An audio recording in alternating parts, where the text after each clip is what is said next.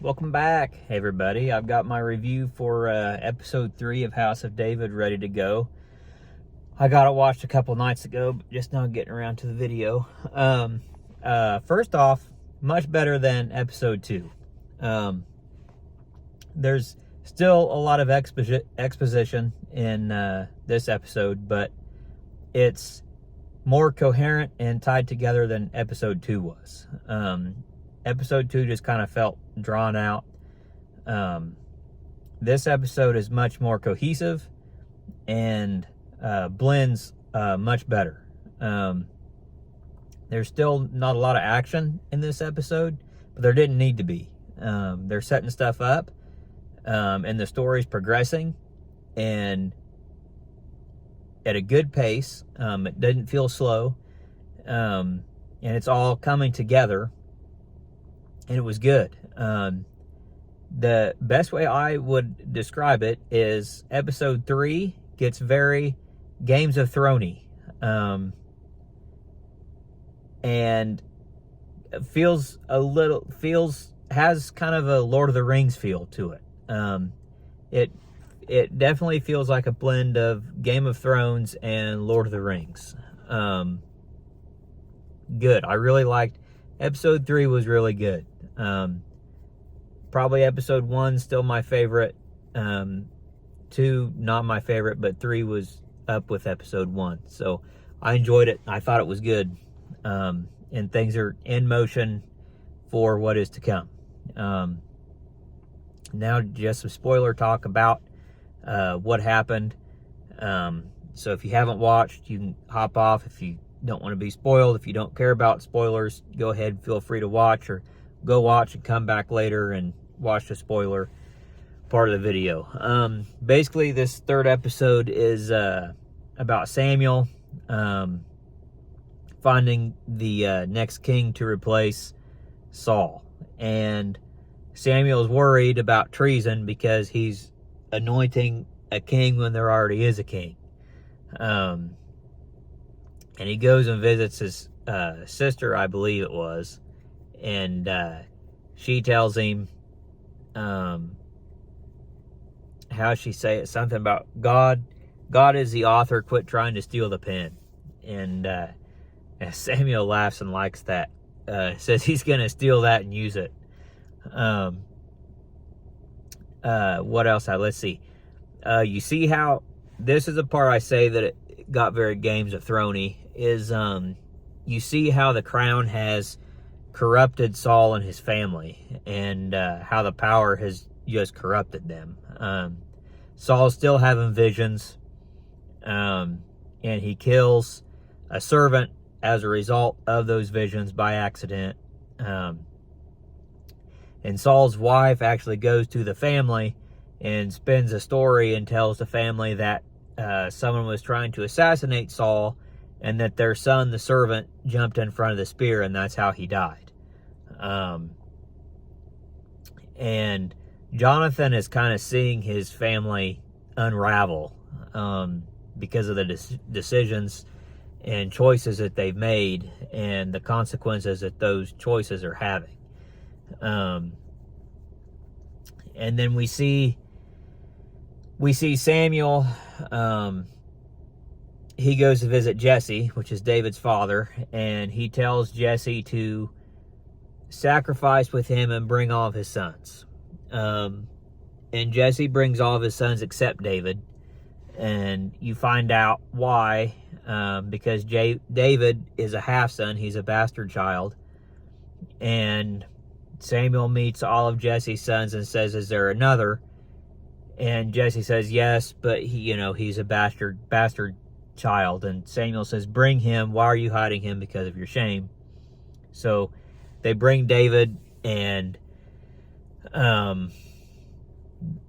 Samuel touches David's heart, and he sees a lion roaring, and the true Lion of Judah, and anoints David as king, and anoints him with oil. And that was kind of symbolism, because earlier in the episode, we'd seen Saul's wife go to a fortune teller, and they were outlawed. Fortune tellers were, because they're ungodly. And she asked the fortune teller to show her who the next king's gonna be. And when she does her spell and to see who it is, all she sees is a lion roaring and a lion attacking her. So it was symbolic when Samuel saw the Lion of Judah when he touched David's heart.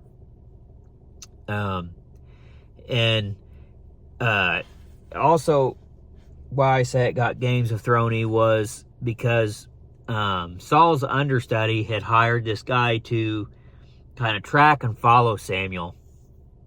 And he's kind of taken things upon himself, and he captures Samuel's servant and ends up killing him. But he ties him up and tortures him to find out where Samuel is.